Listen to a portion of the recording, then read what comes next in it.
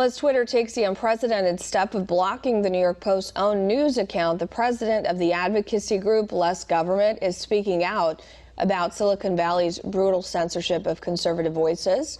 One America's Richard Pollack has more from Washington.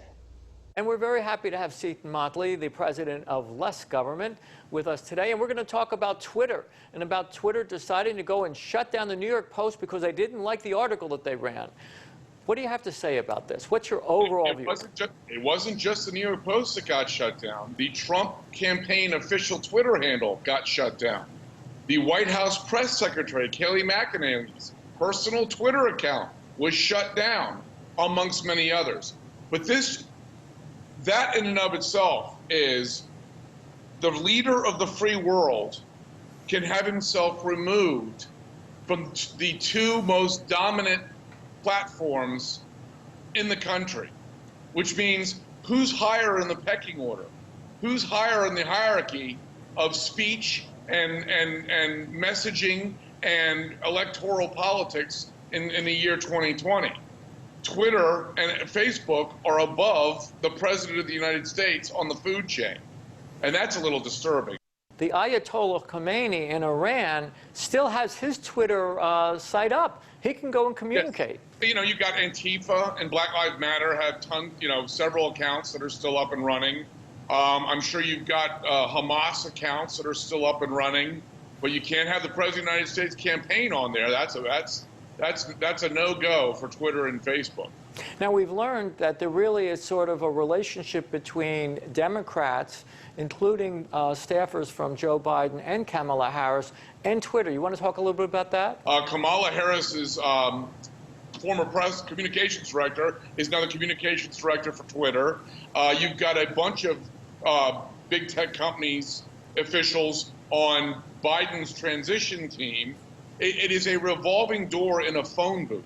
The job swapping between the Silicon Valley and Democrat politicians. The Republican National Committee has filed a complaint saying that what Twitter has done by shutting down the Trump campaign, by shutting down the New York Post, by different other Trump administration officials, this is an in-kind contribution to Joe Biden's presidential campaign.